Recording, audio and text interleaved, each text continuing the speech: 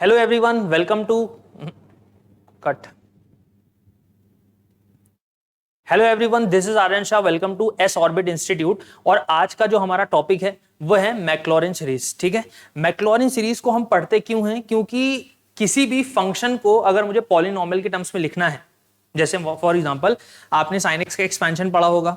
Sine x का expansion क्या होता है? एक्स माइनस एक्स की power 3 by factorial 3 plus x की पावर 5 बाई फैक्टोरियल 5। या कॉस एक्स का एक्सपेंशन पढ़ा होगा आपने, 1 minus x square by factorial 2 plus x की पावर 4 बाई फैक्टोरियल 4। या आपने tan एक्स का एक्सपेंशन पढ़ा होगा, ई की पावर एक्स का पढ़ा होगा, log 1 प्लस एक्स का पढ़ा होगा। ये सारे जो एक्सपेंशन हैं, ठीक है, ये कैसे आए हैं, इनकी क्या प्रूविंग है, मतलब ये किस तरह से जो है डिजाइन किए गए हैं। या हम ऐसा भी बोल सकते हैं अपने शब्दों में कि किसी भी फंक्शन को अगर मुझे पॉलिनॉमियल के टर्म्स में लिखना है तो मैं कैसे लिखूं। तो ये आइडिया मैक्लॉरिन को सबसे पहले आया था, इसीलिए इसको बोलते हैं मैक्लॉरिन सीरीज। इन्होंने क्या सोचा कि हमारे पास कोई भी ट्रिग्नोमेट्रिक फंक्शन हो, लॉग का हो, एक्सपोनेंशियल फंक्शन हो, उसे मुझे कन्वर्ट करना है पॉलिनॉमियल में। तो जो इन्होंने सोचा उसे पहले लिख लिया, f x equal to a not plus a one x plus a two x square plus delta dash a n x की पावर एन। समझ में आई बात?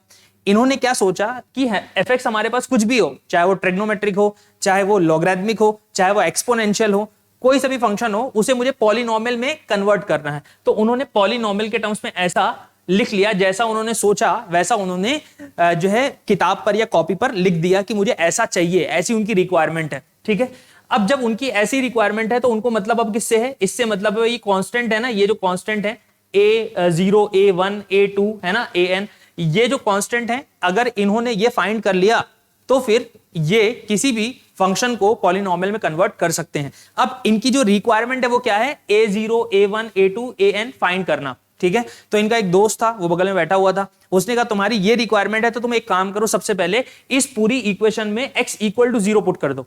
ठीक है, क्यों ऐसा उसने बोला? ऐसा इसलिए बोला क्योंकि जैसे ही वो यहां पर x इक्वल टू 0 पुट करेगा तो आपको दिखेगा a0 इक्वल टू f0 हो जाएगा। जैसा कि यहां पर लिखा हुआ है कि अगर आपको a0 चाहिए तो आप क्या करिए, x इक्वल टू 0 इस वाली इक्वेशन में पुट करिए, जिससे होगा क्या, बाकी आगे के टर्म्स के पास x है, जिसकी वजह से ये पूरा 0 हो जाएगा और ये आपके पास सिंगल बचेगा a0, और a0 इक्वल टू कितना आ जाएगा? f0 आ जाएगा। ये उसके दोस्त ने उसको रिकमेंड किया, उसको भी दिख रहा था, हाँ, उसने बोला हाँ तुम्हारी एडवाइस एकदम करेक्ट है। तो यहां पर उसने क्या किया, x इक्वल टू 0 उसने पुट कर दिया। समझ में आ गई बात? इसके बाद मैक्लॉरिन और सोचने लगा कि भाई a1 कैसे निकाला जाए, फिर a2 कैसे निकाला जाए। तो उसके दोस्त ने फिर से उसे रिकमेंड किया कि एक काम करो, अगर तुम्हें a1 निकालना है तो तुम इस पूरी इक्वेशन को डिफरेंशिएट कर डालो। समझ में आ रही बात आपको? अगर इस पूरी इक्वेशन को डिफरेंशिएट करेंगे तो देखो उसके दिमाग में कैसा ऐसे आ गया, क्योंकि जब इसको डिफरेंशिएट करेंगे तो ये टर्म पूरा 0 हो जाएगा। इसे डिफरेंशिएट करेंगे तो ये आपको a1 रिपोर्ट करेगा, क्योंकि a1 x में a1 तो कांस्टेंट है, a1 बाहर आ गया, और d by d x of x करेंगे तो कितना होता है? बच्चों को पता है कि कितना होता है, d by d x of x 1 होता है। ठीक है, तो इसका मतलब क्या है कि ये आपके पास a1 बाहर आ गया और d by d x of x होने की वजह से ये आपका क्या बन गया? 1 बन गया। और ये आपका यहां से क्या मिला आपको? आउटपुट a1 मिला। यहां से क्या मिलेगा? 2a2x मिलेगा, जैसे कि यहां पर लिखा हुआ है कि डिफरेंशिएट द अबव इक्वेशन और then put x equal to 0। तो देखो यहां पर क्या लिखा है, f dash x equal to a1 plus 2a2x plus 3a3 x square plus delta dash n into an x की पावर n माइनस 1। मेरे ख्याल से आपको ये वाली इक्वेशन समझ में आ गई होगी। मैंने कुछ नहीं किया है, सिंपली इस इक्वेशन को डिफरेंशिएट किया है बोथ द साइड्स। ठीक है, अब उसके बाद क्या करना है आपको? x equal to 0, x equal to 0 कहां पुट करना है? इस वाली इक्वेशन में पुट करना है। क्यों ऐसा, क्यों उसके दोस्त ने रिकमेंड किया? क्योंकि उसके दोस्त को एक बात पता थी कि जैसे ही मैं यहां पर x इक्वल टू 0 पुट करूंगा तो आगे के बाकी सारे टर्म 0 हो जाएंगे, सिवाय इसके a1 बचेगा, और यहां से आपको a1 की वैल्यू मिल जाएगी। तो a1 की वैल्यू कितनी आ गई? f डैश 0 आ गई। कितना सिंपल है, बहुत सिंपल है। इसी तरह से आपको समझ में आ गया होगा कि अगर आपको a2 फाइंड करना है तो आपको एक और दफा इस इक्वेशन को, किस वाली इक्वेशन को? इस वाली इक्वेशन को डिफरेंशिएट करना पड़ेगा। बात समझ में आ रही है आपको? अच्छा, तो अगर आपने एक और बार इस इक्वेशन को डिफरेंशिएट किया तो ये आपका f डैश x जो होगा वो f डबल डैश x में कन्वर्ट हो जाएगा। इसी तरह से आपके पास ये वाला जो टर्म है वो 0 हो जाएगा, क्योंकि कांस्टेंट का डिफरेंशिएशन कितना होता है? 0 होता है। इसी तरह से ये आपका 2a2 यहां से बचेगा, यहां से आपका ये 2 इधर आ जाएगा, तो 3 इंटू 2 यानी कि 6a3, और ये हो जाएगा x। आपको पता है ना x स्क्वायर का डिफरेंशिएशन कितना होता है? 2x होता है। तो वैसे ही यहां पर 2 बाहर आया तो ये 6 हो गया। और a3 इंटू एक्स हो गया। इसी तरह से आगे पूरी इक्वेशन को मैंने डिफरेंशिएट कर डाला, ठीक। अब उसके बाद यहां पर हम क्या करेंगे, वापस से x इक्वल टू 0 इस पूरी इक्वेशन में पुट करेंगे। जैसे ही मैं x इक्वल टू 0 इस पूरी इक्वेशन में पुट करूंगा, तो यहां पर पुट करूंगा, यहां पर पुट करूंगा, तो ये आगे के जितने भी टर्म्स हैं वापस से 0 हो जाएंगे। आपको क्या मिलेगा, 2a2 equal to f double dash 0। इसका मतलब यह है कि a2 इक्वल टू मिला f double dash 0 divided by 2। मेरे ख्याल से आपको यहां तक कोई दिक्कत नहीं होगी, ठीक है। और अगर कोई दिक्कत हो रही है तो आप प्लीज कमेंट बॉक्स में जाइए, मुझे बताइए कि आपको कहां किस किस पॉइंट पर दिक्कत हो रही है, कैलकुलेशन में दिक्कत हो रही है, तो मैं उसको और थोड़ा स्लो करूंगा, ठीक है। जैसा भी आपको समझ में आ रहा है या नहीं आ रहा है वैसा आप कमेंट बॉक्स में जाके मुझे बताइए प्लीज, ठीक है, कि कैसा आपको अच्छा लग रहा है कि कुछ और इंप्रूवमेंट की जरूरत है, ठीक है। चलिए आगे चलते हैं। For a3 follow the above steps once again. यहां पर मैंने क्या बोला कि f triple dash x equal to कितना, मतलब क्या किया, इस पूरी इक्वेशन को एक बार और डिफरेंशिएट कर डाला, ठीक है। जैसे ही मैं इस पूरी इक्वेशन को एक और बार डिफरेंशिएट करूंगा तो ये f डबल डैश x जो होगा वो f ट्रिपल डैश x में कन्वर्ट हो जाएगा। इसी तरह से आपके पास ये वाला टर्म वापस से कांस्टेंट है, 0 हो जाएगा। यहां से आपको मिलेगा 6a3, यहां से आपको मिलेगा 24। मेरे ख्याल से आपको समझ में आ गया होगा कि x स्क्वायर का मतलब होता है, x स्क्वायर का मतलब होता है 2x, यानी कि यहां पर आपका हो जाएगा 24a4x, ठीक है। और आगे आप पूरी इक्वेशन को डिफरेंशिएट कर डालेंगे तो आपको ऐसा कुछ दिखने लगेगा, ठीक है, जैसा कि बोर्ड पे लिखा हुआ है। और फिर से हमने क्या करना है, x इक्वल टू 0 इस पूरी इक्वेशन में पुट करना है। आपको लॉजिक और रीजन दोनों समझ में आ गया होगा, क्योंकि जब मैं वापस से यहां पर x इक्वल टू 0 पुट करूंगा तो केवल ये बचेगा और बाकी सारे टर्म्स आगे के 0 हो जाएंगे, क्योंकि सबके पास x है, सही है। तो सबके पास x होने की वजह से हम क्या करेंगे, बाकी सारे टर्म्स 0 हो जाएंगे, ठीक है। तो यहां पे आपके पास क्या बचेगा, 6a3 equal to f triple dash x, यानी कि a3 इक्वल टू कितना होगा, f triple dash 0 divided by 6, ठीक है। मेरे ख्याल से आपको ये सारी वैल्यूज निकालते आ गई होंगी, जहां पर मैंने a0 निकाल लिया है, a1 निकाल लिया है, a2 निकाल लिया है और a3 निकाल लिया है। और ऐसे ही मतलब ऐसे मैं बोल सकता हूं सिमिलरली a4 भी निकाल लूंगा, ठीक है। लेकिन अब मैं ऐसा कब तक करूंगा, a4 फिर वापस से डिफरेंशिएट करना पड़ेगा। तो मुझे एक पैटर्न यहां पर खोजना पड़ेगा, सर्च करना पड़ेगा कि कहीं कोई पैटर्न तो नहीं बना रहा। और ऑब्वियसली कोई ना कोई पैटर्न बनाएगा ही, क्योंकि यहां पर अगर हम ऐसे ही करते रहे तो हमें बार बार डिफरेंशिएट करना पड़ेगा, और ऐसा तो बार बार होगा ही नहीं, क्योंकि हमें कोई ना कोई पैटर्न मिल जाएगा। देखिए समझिए ध्यान से, यहां पर a0 कितना है, f0, यहां पर a1 कितना है, f डैश 0 है, a2 कितना है, f double dash 0 divide by 2 है, और a3 कितना है, f triple dash 0 divided by 6 है। आपको पता है कि 2 फैक्टोरियल जो होता है वो 2 होता है, और 3 फैक्टोरियल जो होता है वो 6 होता है, ठीक है। आपको पता होना चाहिए 2 फैक्टोरियल जो होता है वो 2 होता है, और 3 फैक्टोरियल जो होता है वो 6 होता है, ठीक है। अब मैं अगर किसी को ये बात पता नहीं है तो आप इतनी बात समझिए सिर्फ फैक्टोरियल के रिस्पेक्ट में, कि अगर कहीं पर फैक्टोरियल n लिखा हुआ है तो सबसे पहली बात क्या है, फैक्टोरियल के रिस्पेक्ट में जो बात बता सकता हूं मैं वो यहां पर इतनी है, सिर्फ 2 बातें आपको ध्यान रखनी है। पहली बात क्या है कि किसी भी नेगेटिव नंबर या किसी भी फ्रैक्शन वाले नंबर का फैक्टोरियल डिफाइंड नहीं होता है, ठीक है। पहली बात क्या है कि किसी भी नेगेटिव नंबर या किसी भी फ्रैक्शन वाले नंबर का फैक्टोरियल डिफाइंड नहीं होता है। यानी कि अगर आपसे बोला जाए कि 1.2 का फैक्टोरियल बताओ तो आप कहोगे सर डिफाइंड नहीं होता है। अगर आपसे कहा जाए -1 का फैक्टोरियल बताइए तो आप कहोगे सर डिफाइंड नहीं होता है। अगर आपसे कहा जाए 0 का फैक्टोरियल बताइए तो आप कहोगे हां सर 0 का फैक्टोरियल डिफाइंड होता है। मैंने आपसे क्या कहा है कि नेगेटिव नंबर नेगेटिव 0 नहीं होता है, और कोई भी फ्रैक्शन वाला नंबर भी 0 नहीं होता है। इसका मतलब 0 का फैक्टोरियल डिफाइंड होगा ना। या फिर मैं ऐसा बोल सकता हूं कि जो भी आपके पास होल नंबर होते हैं, ठीक है, जो भी आपके पास होल नंबर होते हैं उन सभी नंबर्स का फैक्टोरियल डिफाइंड होता है। जैसे कि 0 फैक्टोरियल होगा, 1 फैक्टोरियल होगा, 2 फैक्टोरियल होगा, ये सारे के सारे नंबर्स डिफाइंड होंगे, ठीक है। मेरी बात समझ में आ गई होगी आपको। तो पहली बात क्या है कि n जो है वो कोई भी नेगेटिव नंबर नहीं हो सकता, कोई भी फ्रैक्शन वाला नंबर नहीं हो सकता। यानी कि मैं यहां पर चुपचाप ऐसे लिख सकता हूं कि n जो है वो बिलोंग्स टू होल नंबर होगा। यानी कि पहला 0 फैक्टोरियल होगा, फिर उसके बाद 1 फैक्टोरियल होगा, फिर उसके बाद 2 फैक्टोरियल होगा, फिर उसके बाद 3 फैक्टोरियल होगा, और फिर उसके बाद 4 फैक्टोरियल होगा, और ऐसे ही कहानी आगे बढ़ती चली जाएगी। जब तक आप होल नंबर यहां पर पुट करते जाएंगे तब तक फैक्टोरियल आपको कोई ना कोई आउटपुट रिपोर्ट करता जाएगा। यहां तक क्लियर है? पहली बात थी ये, ठीक है। अब दूसरी बात समझिए फैक्टोरियल के रिस्पेक्ट में। दूसरी बात क्या है जो इंपॉर्टेंट है वो ये है कि फैक्टोरियल की अपनी एक प्रॉपर्टी होती है, ठीक है। और वो प्रॉपर्टी क्या होती है कि अगर मैं फैक्टोरियल 2 लिखता हूं, फॉर एग्जांपल फैक्टोरियल 2 लिखता हूं, तो फैक्टोरियल क्या बोलता है कि मेरे से तुम एक नंबर बाहर भेज सकते हो, लेकिन शर्त यह है कि अंदर एक नंबर कम हो जाएगा। फिर समझ में आई बात आपको?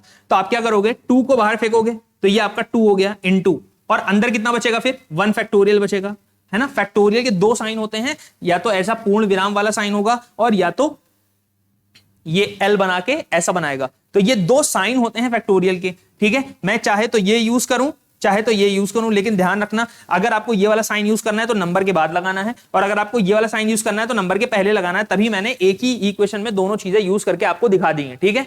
नंबर के पहले तो एल वाला साइन बनाना है और नंबर के बाद तो पूर्ण विराम वाला साइन बनाना है, ठीक है। तो ये 2 फैक्टोरियल के साइंस होते हैं जिनसे हम फैक्टोरियल को रिप्रेजेंट करते हैं, ठीक है। मेरे ख्याल से आपको यहां तक क्लियर होगा। अब आगे चलते हैं। फैक्टोरियल 2 जो है उसमें से प्रॉपर्टी क्या बताइए आपको, प्रॉपर्टी ये है कि 2 आप बाहर फेंक सकते हैं और अंदर फैक्टोरियल के एक नंबर कम हो जाएगा, ठीक है। अब तीसरी बात जो इंपॉर्टेंट है, बस फैक्ट है ऐसा समझो, इंपॉर्टेंट बातें कितनी है, सिर्फ 2 ही है। अब इसके बाद जो है वो फैक्ट है, वो आपको याद रखना है, याद रखना है मतलब फैक्ट है वो, ठीक है। याद रखना आपको क्या कि 0 फैक्टोरियल हो या 1 फैक्टोरियल हो, इसका आंसर 1 होता है। 0 फैक्टोरियल हो या 1 फैक्टोरियल हो, इसका आंसर 1 होता है। तो बताओ इसका आंसर कितना होगा, 2 इंटू 1, यानी कि 1 फैक्टोरियल तो हमें पता चल गया ना, 1 होता है, ठीक है। इसका मतलब 2 इंटू 1 कितना, 2, यानी कि 2 को हम 2 फैक्टोरियल लिख सकते हैं। इसीलिए मैंने आपसे बोला कि A2 जो होगा वो f double dash 0 divide by factorial 2 होगा। Are you getting my point? यहां तक क्लियर है?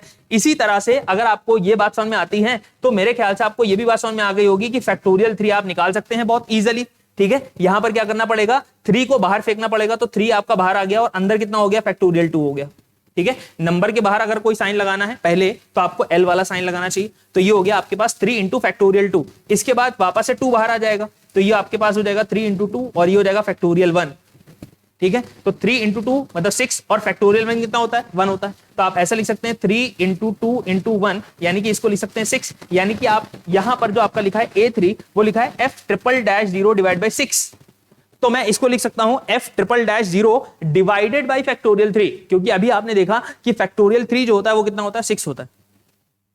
मेरी बात समझ में आ रही है आपको? तो अब जैसे ही आपने ये चीज समझ ली कि 6 जो होता है वो फैक्टोरियल 3 होता है, 2 जो होता है वो फैक्टोरियल 2 होता है, ठीक है, और 1 जो होता है वो फैक्टोरियल 1 होता है। तो आप देखिए यहां पर एक पैटर्न आपको बनता हुआ दिख रहा है। अगर आपको A2 निकालना है तो जितनी बार आपको डिफरेंशिएट करना है उतने ही फैक्टोरियल से डिवाइड करना है। इसी तरह से अगर आपको A3 निकालना है तो जितनी बार आपको डिवाइड करना है, मतलब यहां पर जो नंबर लिखा होगा उतनी बार आपको डिवाइड करना है, और जितनी बार आपको डिवाइड करना है उतने ही फैक्टोरियल से डिवाइड करना है।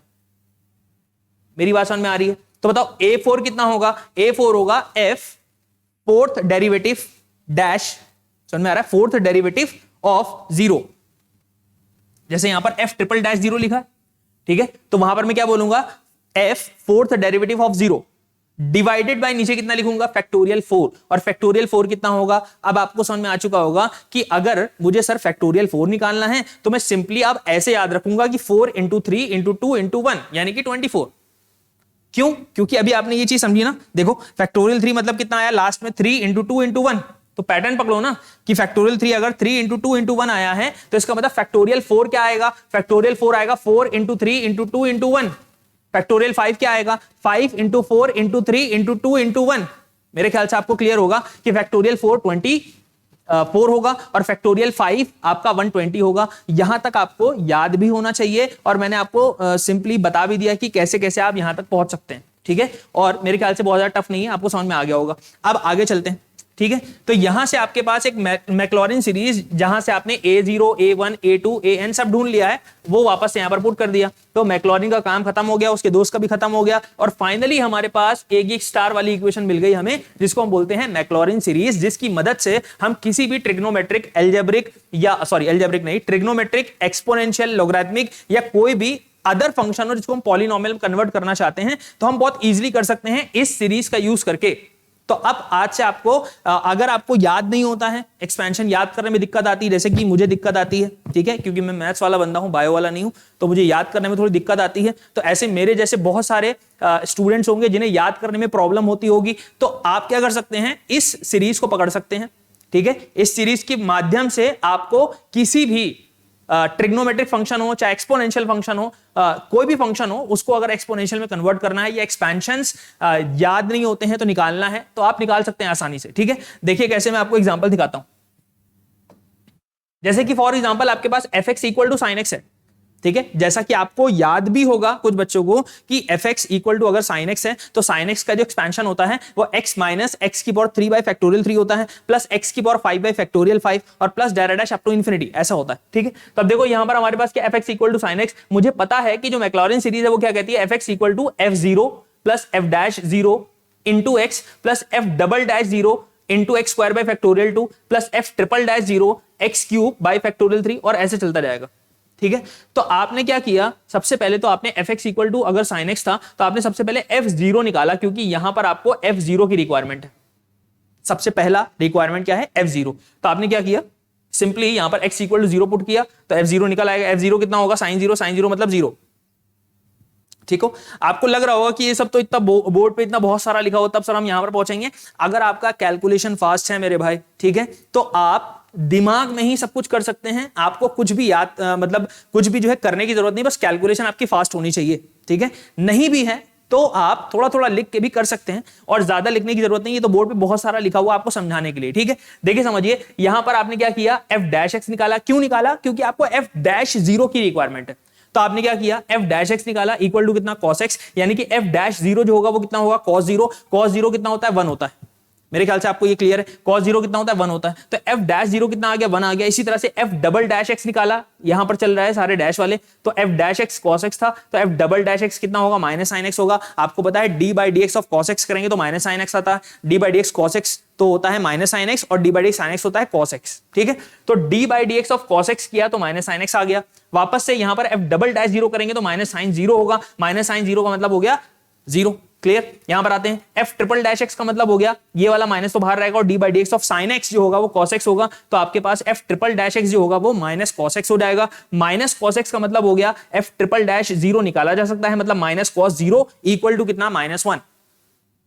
आरिगेटिक, इसी तरह से आपने फोर्थ डेरिवेटिव निकाल लिया, फोर्थ डेरिवेटिव डैश करके जीरो निकाला तो यहां पर sine zero equal to zero आ गया। इसी तरह से आपने फिफ्थ डेरिवेटिव निकाला कॉस एक्स और यहां से आपका एफ फिफ्थ डैश जीरो और इक्वल टू कितना, कॉस जीरो इक्वल टू कितना हो गया, 1।